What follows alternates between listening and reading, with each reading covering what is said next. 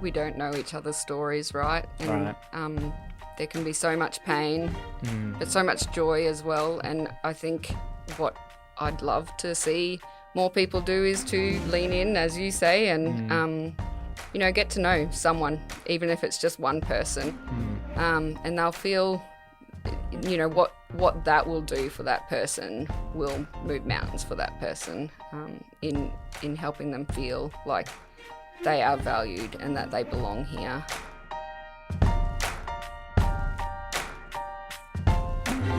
You're listening to Justice Matters with Tim Buxton, a podcast inspiring the fight for a world where everyone belongs.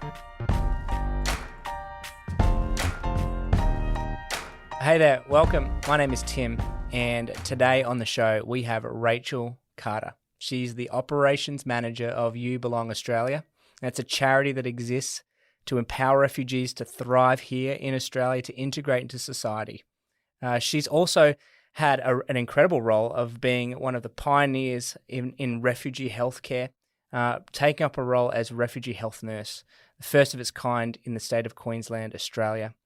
We talk a bit about her journey towards having such a passion for helping refugees and serving them and empowering them.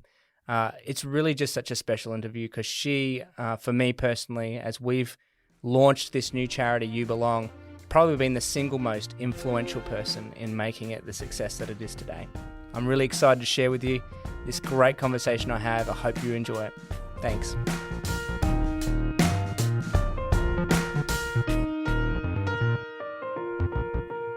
Well, Rachael Carter, thank you so much for coming on the Justice Matters podcast. No problem. Yeah, it's quite fitting, isn't it? You are the operations manager of youBelong, and you've been my right-hand person from the very beginning. In fact, we all know the tables have turned, really, essentially, and I'm here to help you continue to do a fantastic job in leading the work of youBelong. You provide such incredible passion and vibrancy to the work up there in Toowoomba, which is a small little country town, but they would like to think of themselves as not so small.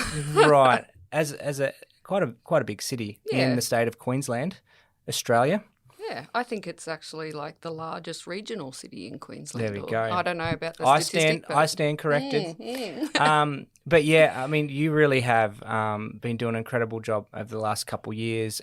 But it wasn't your first role in working with refugees. You started out as pioneering a role, basically, in the health area, which is your background. Do you want to tell us a little bit about where you got your start in really engaging with the refugee community?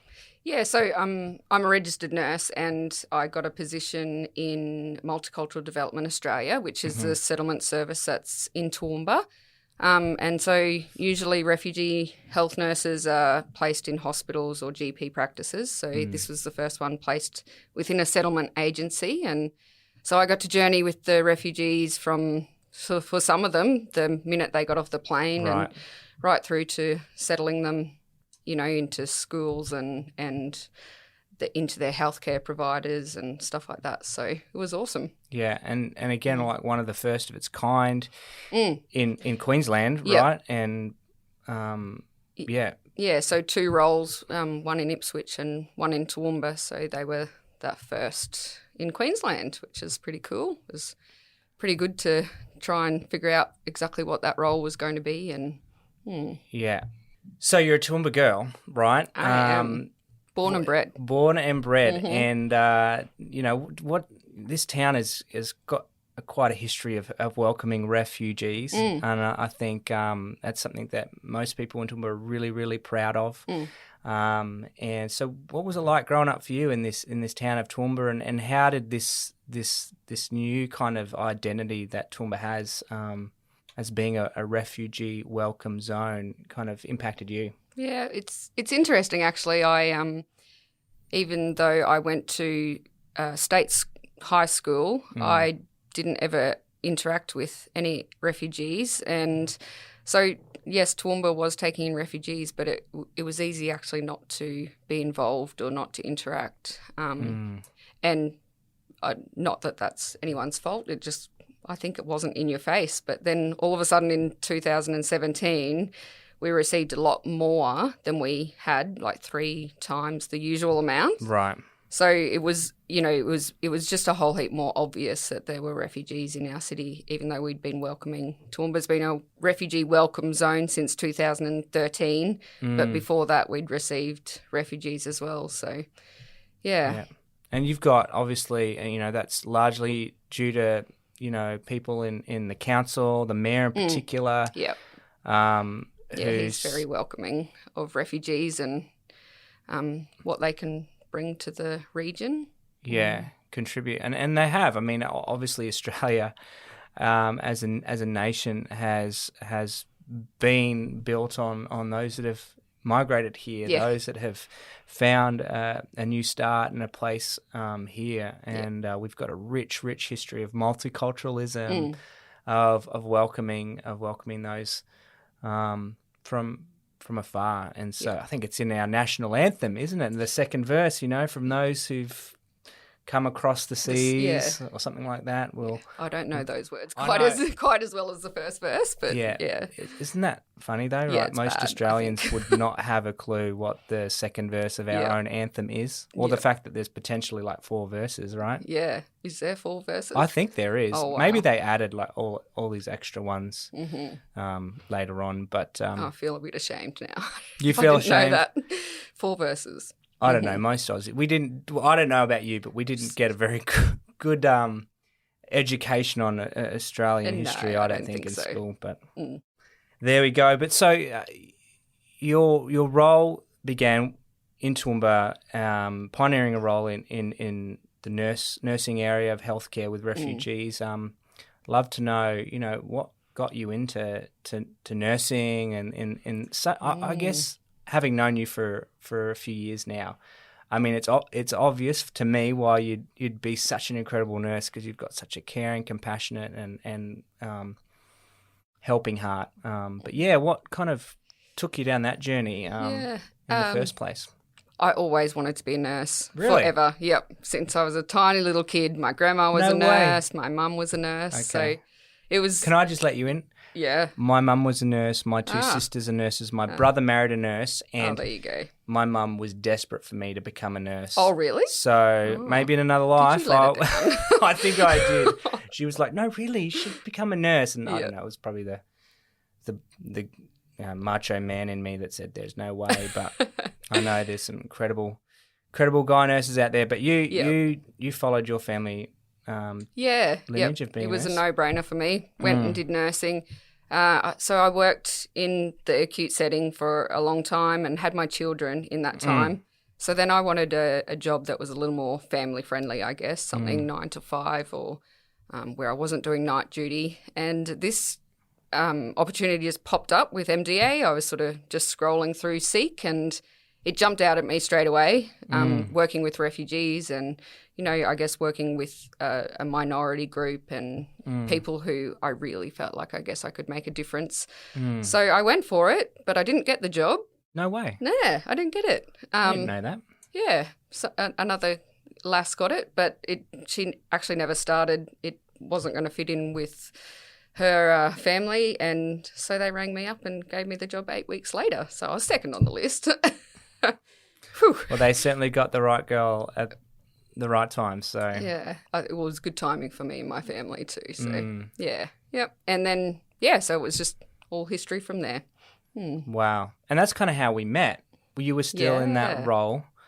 So you talked about how Toowoomba went through this phase where they kind of started receiving a lot more refugees into the community. That had a lot of refugees from the Congo, from Sudan, from what other regions? Afghanistan even? Yeah, Afghanistan, Eritrean. Yep. I can't say that word right ever. Yeah. But no, that sounded pretty good. Better than what I would say. Yeah, good. So there was a particular influx. Yeah. So we, in mid-2017, we started seeing Iraqi and Syrian refugees, particularly that of the minority group of Yazidi people. So, and they'd suffered great atrocities in their home countries.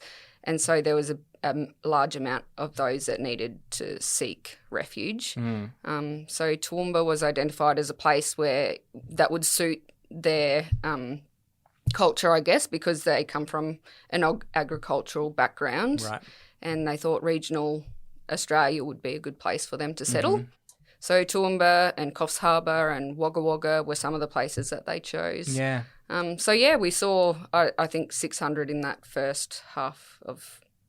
second half of 2017 or something. Right. Or in that first 12 months. So, it was a big influx from receiving like between 100 and 200 refugees a year. Right. Wow. And how did the community like adapt to that? I mean, that's quite a jump in numbers. Yeah, yep.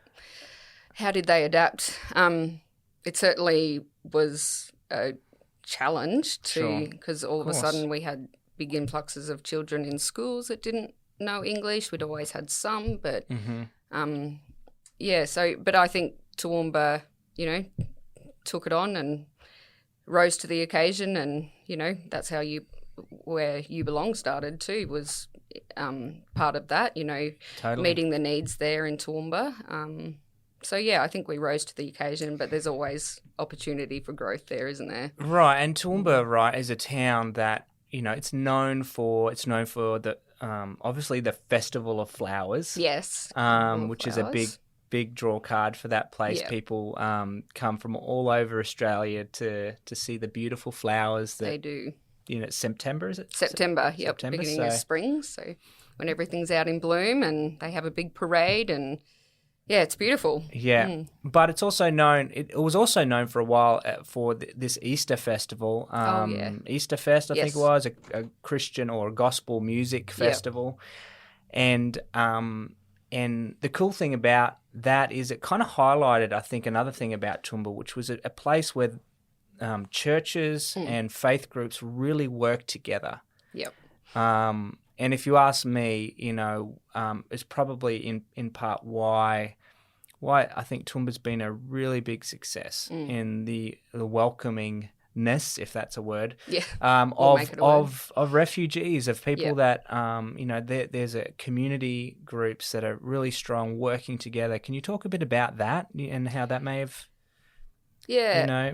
I think Toowoomba tries really hard to have those faith-based organisations work together, and so it's not an easy task, right? No, we all it's not have easy, and it's not perfect. Opinions and our ways of what we believe and things like that. But, and the council has been really supportive of that as well, and really encouraged the churches to get involved with helping out the refugees. So there's churches doing English classes, counselling, that sort of thing. So they really do well in welcoming, and they're some of our biggest supporters too at youBelong.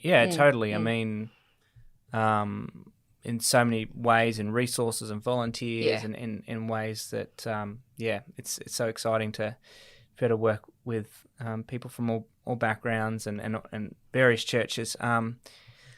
So I want to take you back to that time where we first met. I just moved back with my family from living in northern Iraq. We were helping and serving with an NGO over there that was working with, in particular, Yazidi families, those that have fled from ISIS, and we were providing, semi-permanent housing. We'd built, what we'd call micro-refugee camps or villages. Yep. We'd pioneered providing trauma care for them, and were involved in education and a lot of different things. We'd come back. I was pretty despondent at the time because I really wanted to still be there. My wife was pregnant with our fourth child, but I remember finding out that Yazidi families were being resettled in Australia. Yeah.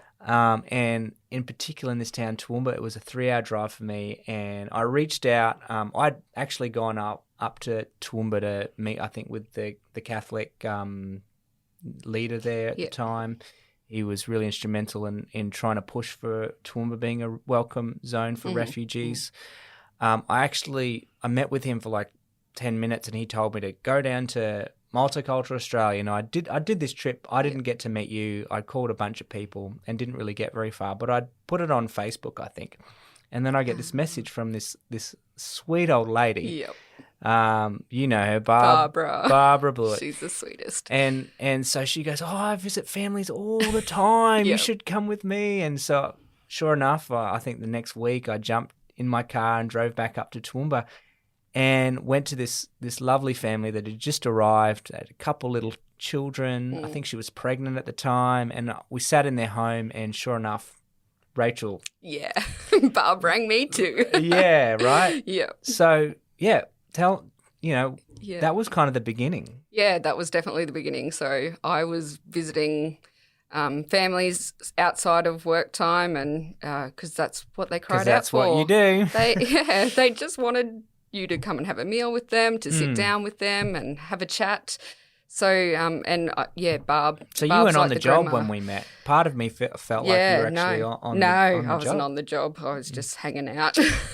So, that was the beginning. And then we hung out for a few Fridays after that, didn't we, for a fair while?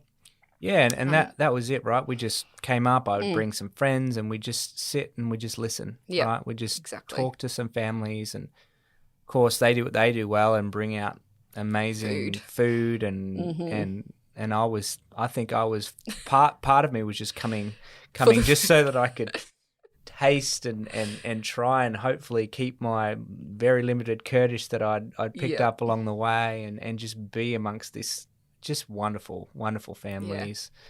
And you could feel the pain, right? Oh yeah. Like it's always warm and welcoming when you visit, but you know that you can see and feel the underlying pain. I know, and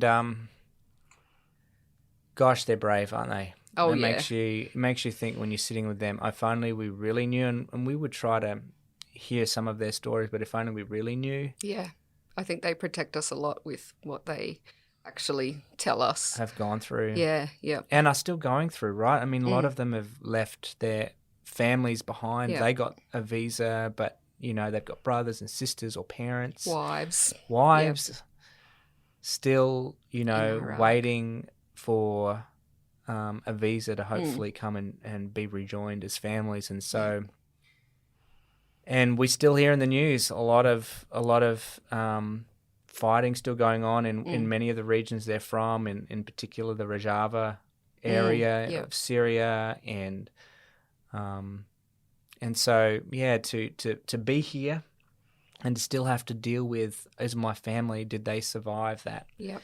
That last bomb blast that happened in that region. I mean, I don't think we could ever truly understand it. So we met and we started, obviously talking about, I don't even know how it began. I mean, there's like this kind of merging of all these meetings, but it was like, well, we can do something about this, can't we? For sure.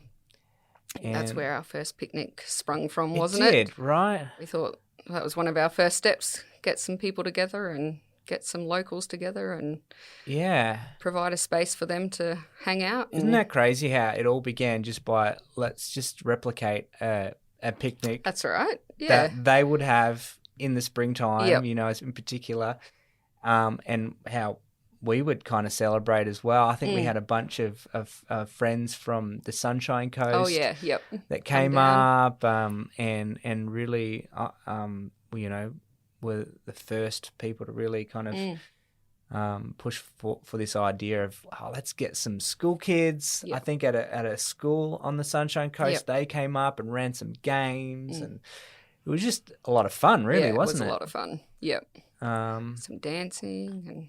Yeah, good old Aussie bush dancing but then some Kurdish dancing. Right. We're a little bit unco, aren't we? Uncoordinated to say the least, and I think maybe a little like, how do we hold another man's pinky and jump up and down and get those shoulders going? They got some how do fancy they do that? shoulder and foot moves, don't they? They do. Oh my gosh. But they can't do the bush dance either, so it sort of comes out even. Totally. Yeah. Probably because they have too much rhythm for a bush dance. They're like, why am I just doing this like step forward, back? I mean, it's so kind of I don't know, regimental, isn't it? Yeah, in a way? it is a bit. But oh well.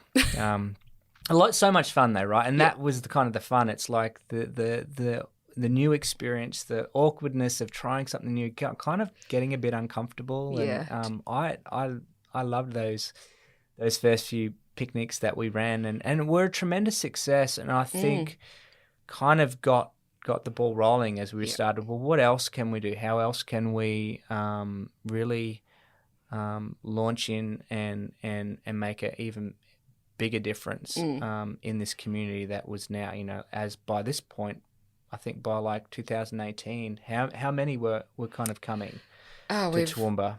So since mid-2017, we've had about 2,000 through multicultural Australia. Mm-hmm. But then there's been families move up from Wagga Wagga and Coffs Harbour to join their families. Right. So Toowoomba's kind of like goodness knows. a popular spot. Oh, yeah. Yeah, it is. It's the best. Yeah, no. Yeah, we won't tell anyone that, though. Totally. Yeah, no. but they want to be near. That's their whole culture, right? Being near their family. And there's a lot of families, so. Yeah. So youBelong has been established for a few years now. So what would you say is why does it exist? Why? Yeah. What's the why behind youBelong Australia? Yeah. So I guess the why is to see the refugees thriving in Australia, that they find belonging here, they find purpose here. And youBelong wants to help them along that journey because they can't do that themselves when they don't have the language and, don't know the systems and stuff like that. So, yeah, and I'd say we exist to, promote that social cohesion between the two cultures, not just Yazidi cultures, but any cultures, right? Right, Of exactly. any refugees coming into Australia. Yeah. Yeah, I mean, we have so much to learn from them. Oh, yeah. Right? Yep. We have so much to listen to. Their stories are so precious and so valuable and can truly inform us and help us grow. And when I say us, I don't even mean to create an us and them. It's a we-ness, isn't it? It's we are so different and come from so many different. We are complicated people. We come from so many different upbringings and backgrounds, and I think to celebrate that and to to kind of emphasize that is, would you say a real core part of I think of why we do what we do? Yeah, there's culture just brings so many differences, doesn't it? And I've found it so frustrating to work on the refugees' time frame, right? But it's right. It's definitely taught me to take a step back and relax a little, and sure, take my time and sit down and have that cup of tea and that chat, rather than I can be pretty task focused. So. Sometimes I've had to just let that go and just sit down and talk and have another chai. Justice Matters is brought to you by youBelong. If you'd like to learn more about their work, empowering refugees to integrate and thrive in Australia, head on over to youbelong.org.au. There you'll find ways to get involved, volunteer, and financially get behind the several initiatives they've got going on. There's also a stack of articles and blogs that you'll find there that are really informative and engaging. Now, did you know this podcast is actually a video podcast featured on YouTube? Just search Justice Matters TV on YouTube and watch each episode right there. And while you're there, hit subscribe and get notified each time a new video drops. Right.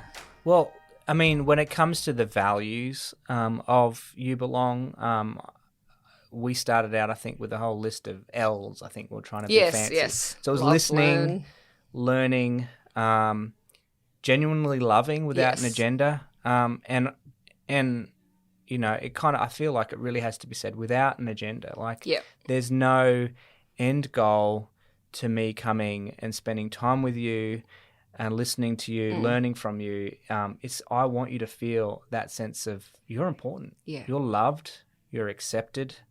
You belong, right? Yeah.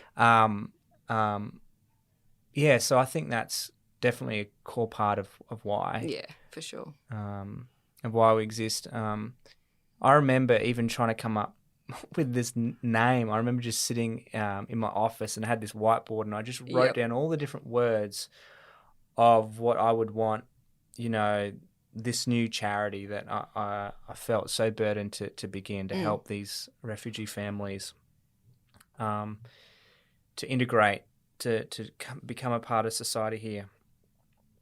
And I couldn't get away from this word of belongingness, but I didn't want it to just be, I wanted it to be a statement that told them right to the core of who they are, a truth about themselves, is that you belong.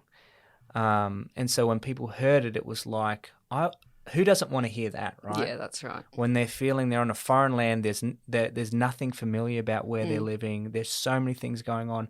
Who doesn't want to hear the fact that, wow, I belong here. Yeah. This is my home.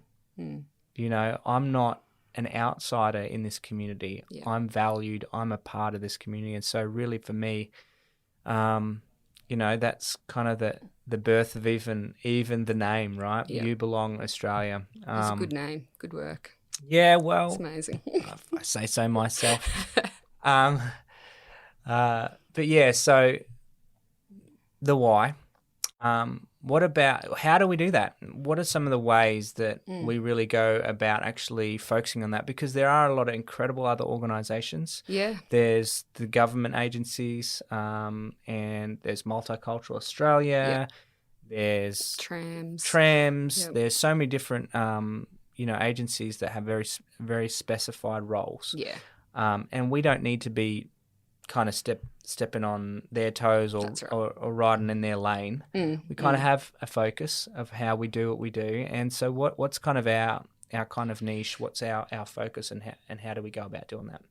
I guess we have the opportunity to just sit and listen, and that's a big focus. We provide English class, but the focus around that is that you're making a relationship with a local. So we have as many locals along as we do the refugees, so that they can break off and actually get to know each other, actually get to make a connection, and hopefully a relationship. Isn't that what they're called? Friendship. It's called. Even the name is. I think the name's an evolving thing. We sort of call it conversation friendship classes. So but so many of those locals are now going into those refugees' homes and having meals with them or tea with them, and just as a result of hanging out together in the English class. So they felt confident enough and comfortable enough to then take it outside of the English class. And I think that's a big thing for us locals sometimes, is to feel, it does take a bravery to take that step to go in somewhere where you don't necessarily speak the language, or you might have a little bit. And sometimes that ends up in awkward silences and, mistaken messages portrayed and all sorts of things. So, I think totally. It can be so awkward at times. Like, how can we talk about anything else? I feel like you're at this crossroads. But goodness me, like you said, it's just being there, right? Yeah. Oh, they feel it. They know it. Yep. That you could take the time out of your day. That you'd actually come. Yeah. Yep. And want to be with them, and So it's this emphasis on relationship. It's this emphasis on helping them to socially integrate. Yeah, because there's some incredible initiatives by the government and by agencies to help them learn the ropes, how to navigate Centrelink, which is kind of like the welfare support system that helps them when they first get here, or navigating school, or they give them English classes at like a community college or a TAFE, what they call it here.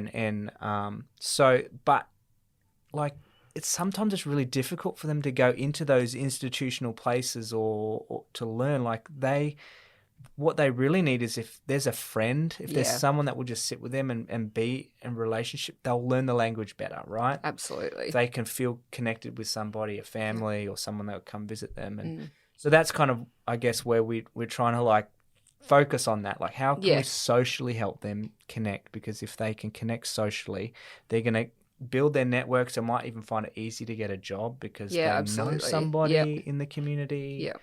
And then it avoids that, this culture and that culture. Like, I mean, I really hope that they can keep their culture, of course. Yeah. But if they can integrate, and be able to socialise with Australians, it makes for a better city, right? Yeah. Oh. If we're all working together and not divided by culture and race and that sort of thing. 100%. One of the things I've loved about living overseas and moving into other cultures is learning their culture and it's good fun. learning their food and their way of doing things. But I can assure you, when we were at home in my house in northern Iraq, we certainly made sure we kind of made our nice chicken and pasta dishes, and there was only so much biryani and kufta and all that local cuisine we could eat, but that's the beauty of it, right? It's just celebrating each other, laughing at how crazy different we are. I married an American, and so we're forever kind of bagging each other's cultures and kind of trying to up one each other. Yeah. But that's part of the whole, the whole experience, isn't it? Yeah. It's very interesting. There's some things you can love and some things you can hate, and just trying to find the middle ground and where you can both. That's okay, right? Yeah, absolutely. Yep. Yeah, I used to always tell my wife Sarah, I used to say, she'd always make fun of me. She said, "It's so weird that you do this." I'm like, weird? It's like, maybe it's just different, I would tell her. But, I'd catch myself saying the same thing to her about some other silly issue, I'd say, why? It's so silly that you do that. She's like, silly. Anyways. Just different. That's right. Yeah, that's the beautiful thing about, I think, Australia it is a land of truly multicultural integration. It's done a great job, and we have challenging times right now. There's a lot going on around the world, and there's a lot of people that need refuge and help. And in the past, we've been that place of welcoming, and hopefully we can continue to be that. I hope so. It depends on the borders, doesn't it? Whether they'll open up and when they'll open up, and I know. Can you think about all those families that were like lined up to get on the next flight out to Australia, and their visas have a expiry date, right? So they have to go reapply again. Gosh, if only we knew the process that people went through to get a humanitarian visa, the years and years they wait in a refugee camp, and many times just living in a tent. Having lost everything, family members. I mean, it's just too hard to kind of comprehend, really. Yeah, it is. What have been some of the challenges? Can you think of any specific challenges that there are in maybe even just starting a charity, and getting it off the road, or just the challenges of just the role itself? I think starting a charity is probably really hard, right? But then you add this language barrier that you're you're starting a charity with where you're working with people who speak a different language. That's tricky, and who have different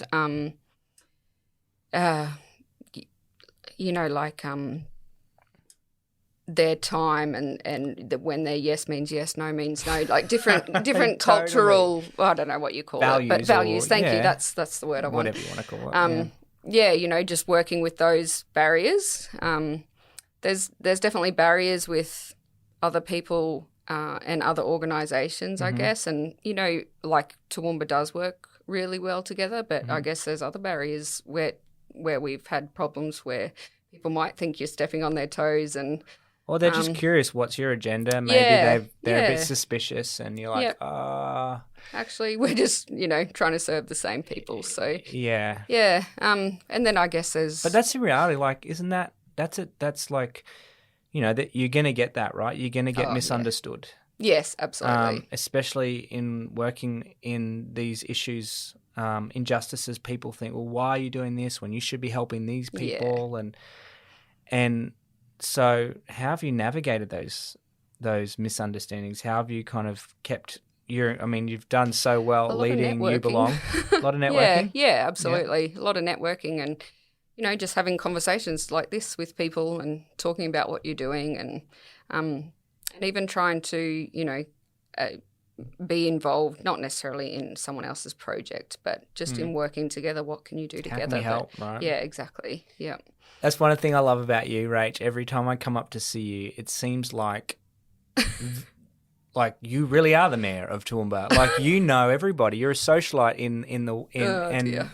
it truly is incredible to see you work your magic. When I come up there, I'm like, okay, I'd like to meet this person or I'd like to hang out with this family or learn to get to know this organisation. And lo and behold, I get up there and my day is packed because you've been able to set up all these incredible meetings with people, and you do that whilst being a mother of three. Yeah.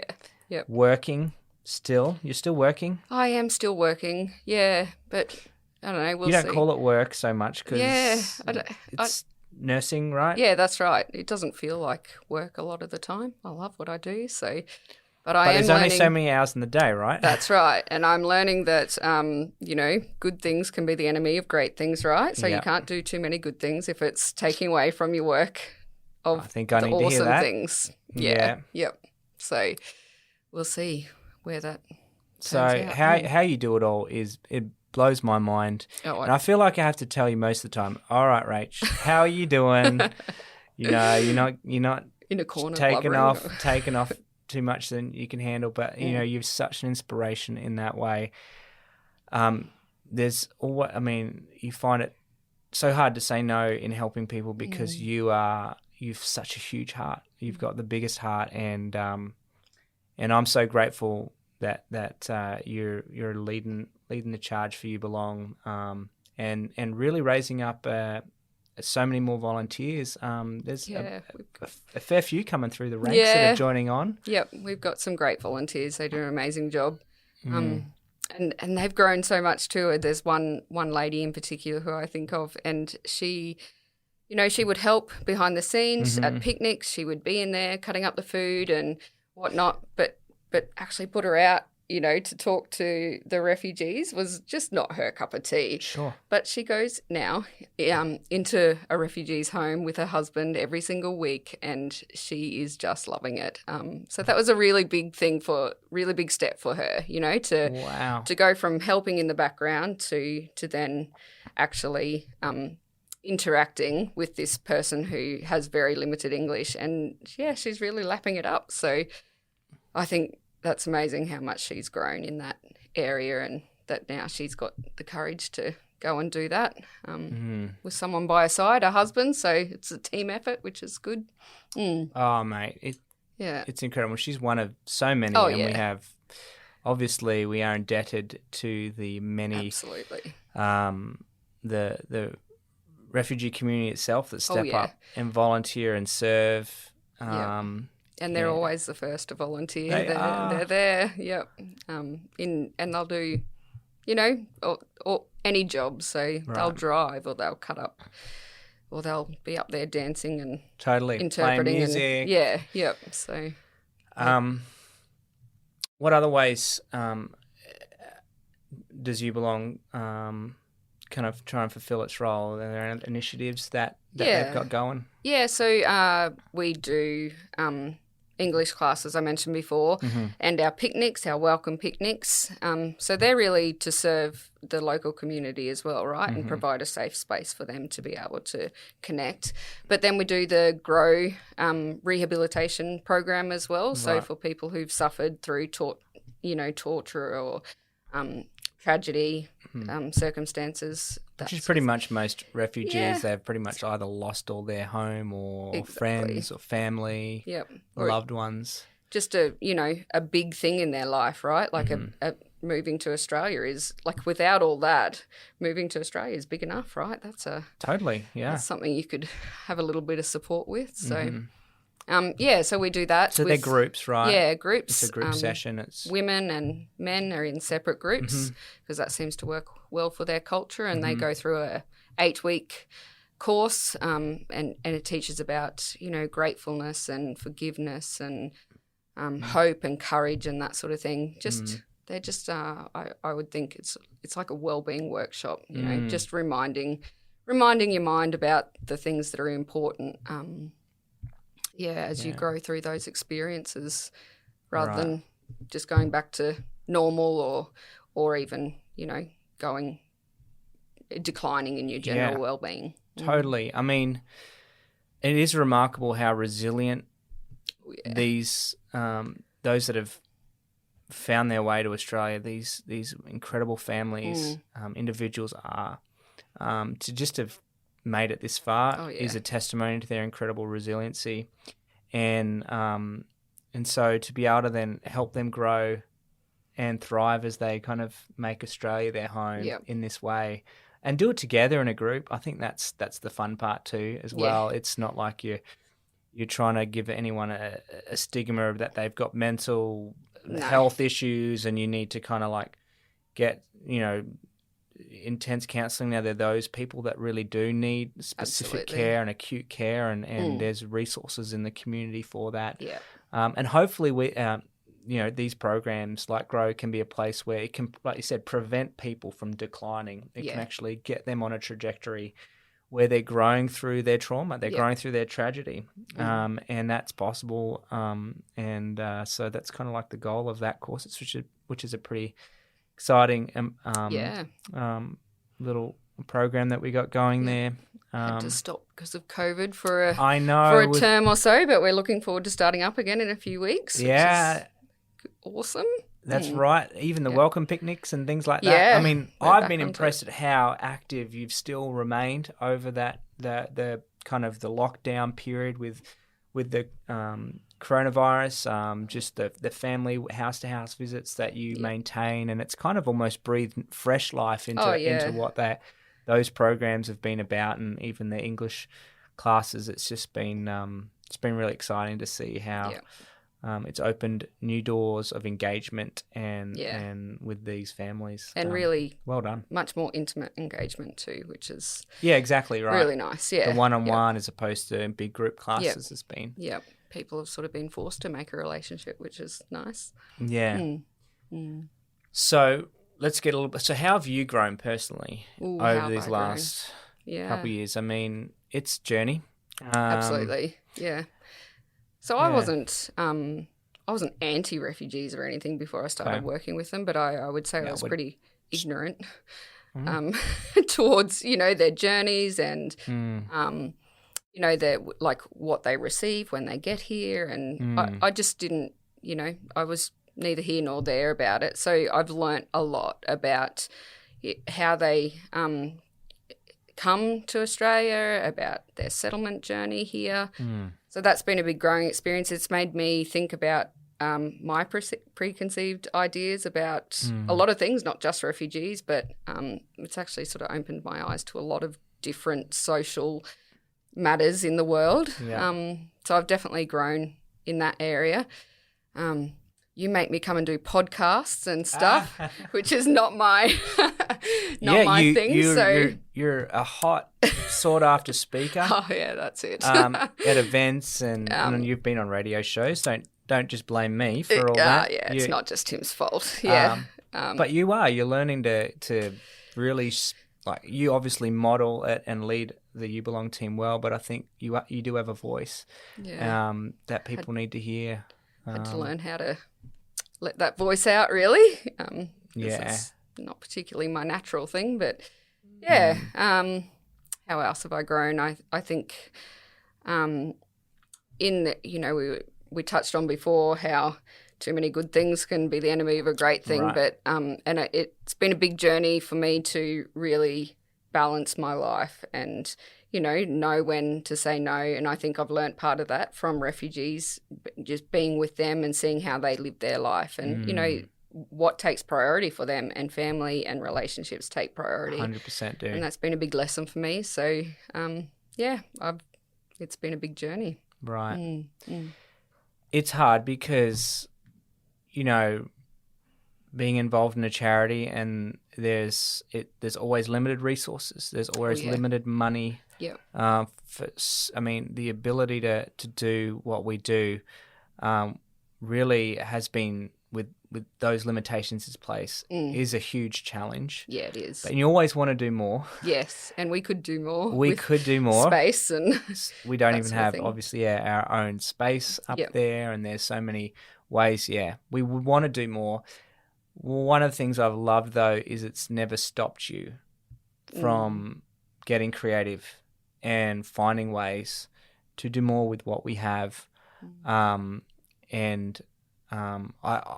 I've obviously, there's probably many times that I'll be like, "Oh, Rach, don't worry, it'll get there. When it gets there, we'll grow when the time's right." Yeah. And I'm pretty much telling myself that because I'm like feeling the weight. Well, you want to go, but you're feeling the weight of like, is this plane going to take off? Yeah. Are we just going to get to the edge of the cliff and it's just going to be like crash and burn? Yeah. And your mind can do, crazy tricks on you with that, right? Like, or even are we doing the right thing? Are we making a difference? And we definitely are. You get some opposition and you feel like, what do we do? It's hard to deal with that in your own head, and I think it's our own head most of the time. That's 100%. It is our own head because I think you're proving it. You're proving that we can provide a place where people from all backgrounds can come and be a part of making a difference in these families' lives. And when we think about making a difference, like you said, you in the process of helping, of launch, of getting uncomfortable, how much is your life impacted yourself? How much do you actually grow in the process and change and become aware? Oh my gosh, this is how I was thinking about this, how things have changed now that I've had the opportunity to get up close and personal, hear some stories.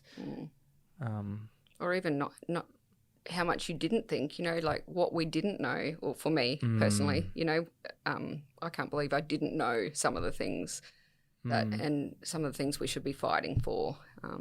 And that there's so many people in our community who need someone to come alongside them and support them and love them like we're doing. Right. This is a backyard thing. Yeah. This isn't like we're not trying to solve world hunger in Africa. This is something that is our neighbours. Yeah. These are people right here, right now that we can make an incredible. We can love them well. We can make an incredible difference in their lives, and I think that's definitely a good reminder, right? Yeah, that's right. And we don't have to go far. That's right. And they're here in Australia. They're safe, but they're still so vulnerable in so many different areas, and can lead to isolation and all sorts of things. So. If we can be making a difference, that's a big deal. And are there any particular experiences that have helped you? I think particular of one recent trip you took last year. I went to Iraq. Yeah, that's pretty brave of you. Yeah, we went to the Kurdistan region, so I don't think I could actually go into Iraq. Sure, the you rest needed of another visa for that. Yeah, so, but that was okay because that's just when something was happening in Iraq, right? About they were taking their phones off them at that time and were taking the internet off them, and there were riots and all sorts of things happening. So especially in the southern part of Iraq. Yeah, they were trying to get rid of the president at the time or the prime minister at the time. Yeah. Something. And we were safe in the Kurdistan region, not which was unusual. Good. Something hugely volatile was happening in the region, but Yeah. So you were there? Yeah, so learnt a lot about the culture just by being in it. But I think it made me realise too how much coming back I just didn't know.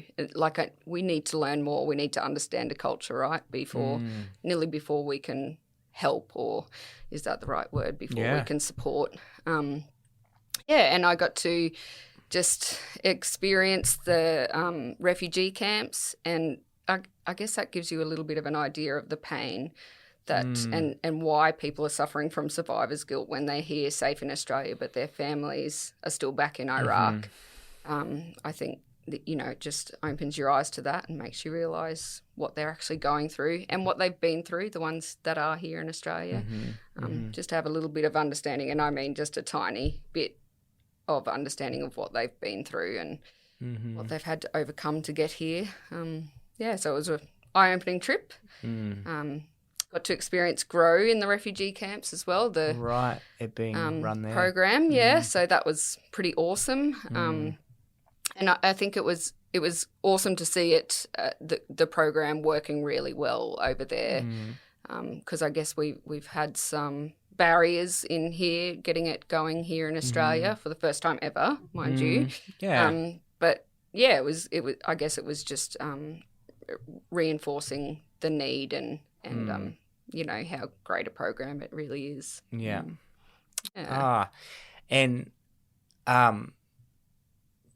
Iraq is obviously your most recent trip. Yeah. But you took another. I didn't know this. You I found out that you went to India. Yeah. Yep.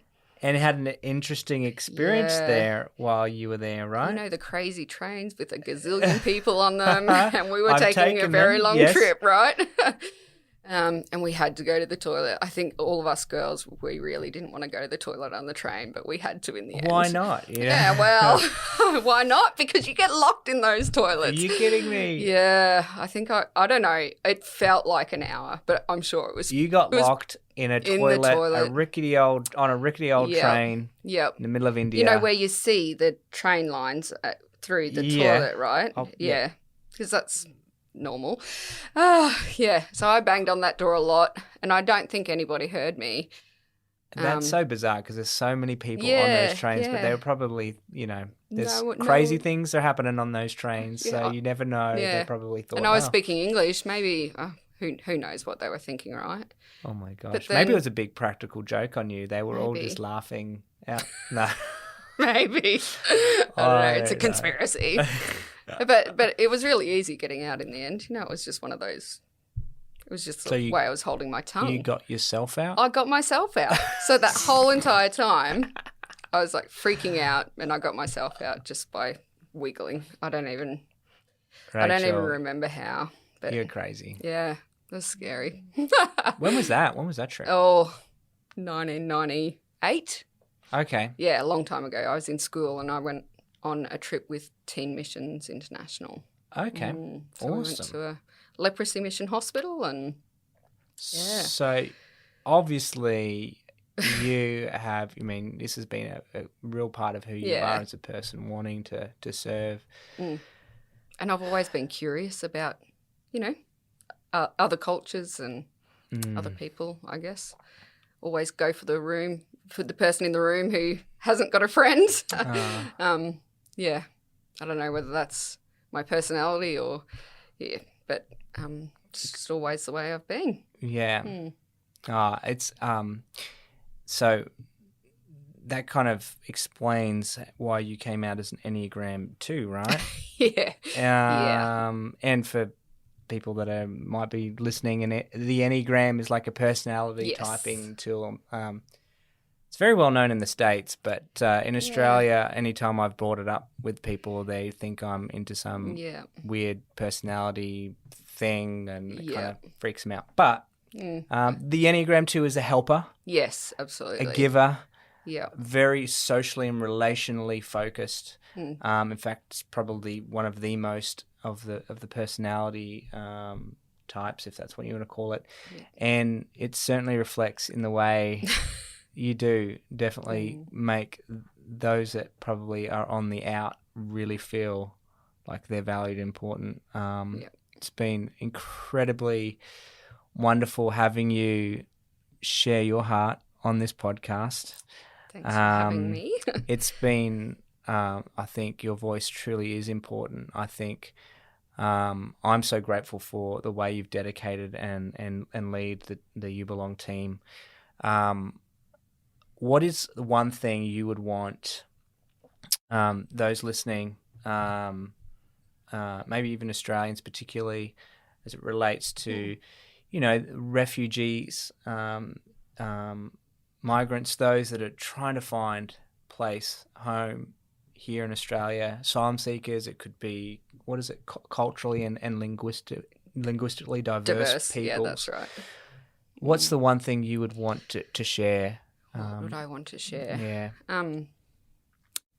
We don't know each other's stories, right? And there can be so much pain, but so much joy as well. And I think what I'd love to see more people do is to lean in, as you say, and get to know someone, even if it's just one person, and they'll feel, what that will do for that person will move mountains for that person, in helping them feel like they are valued and that they belong here. So I think that's probably the biggest thing, to just take a small step and say hi and see where it goes. Well, it's doable. I love that. It's something that we can all do. And you've seen time and time again people take that step, getting uncomfortable. Yeah. We've got story after story of how that's made a difference. You're making a great difference, Rachael. You're inspiring so many people to do that. I've got one last question for you, which I ask all my guests, which is really kind of the heart behind, this podcast show. And it's, why does justice matter to you? I don't think anyone deserves to journey alone through any tragedy, but joys as well. So that's why it's important for me, because I just don't want to see anyone thinking that they have to journey it alone or actually journeying it alone. So, that's probably the biggest thing for me. And of course the divide, then, what divides us, I think. Those, culture, race, religion, they shouldn't be divisions. They, everyone, we're all human beings, right? And we all deserve to be here. We all deserve a chance at life and a chance to flourish at life. So, yeah. Awesome. Well, we're in this together. Thank you so much, Rachael. You're the best. No worries. You're the best, Tim. It was so much fun just catching up. You made the trip all the way from Toowoomba. Oh, yeah. Well, you had so a bit worthwhile, of a right? family vacation, but I was so glad that we can catch up in person. We don't get to see each other as nearly as often as we'd like to. But yeah, thanks for coming on in. Great. No worries. Thanks, Tim. You got it.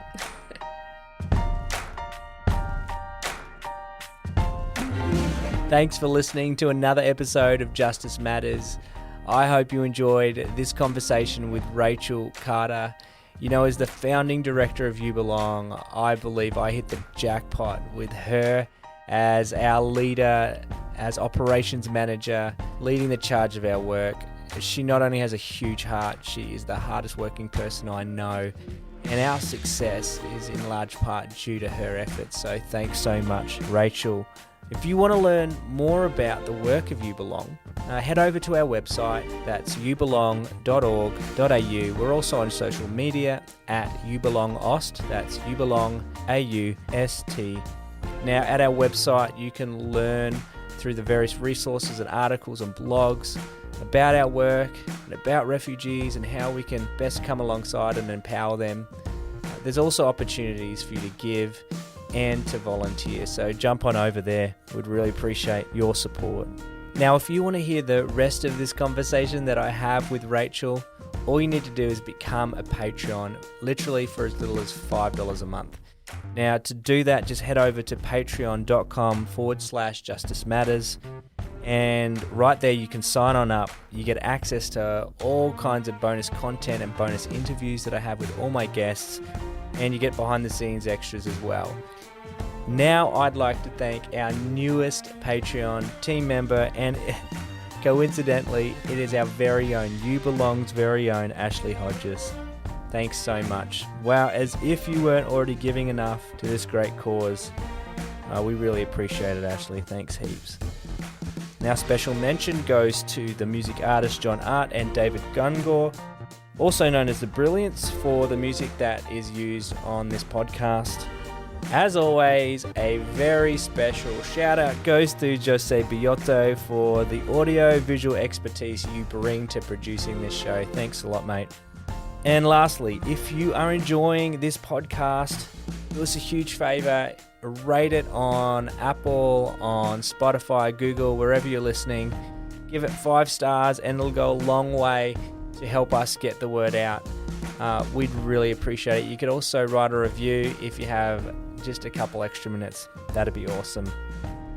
Now is the time to wrap things up. Friends, please join me again soon for another episode of Justice Matters.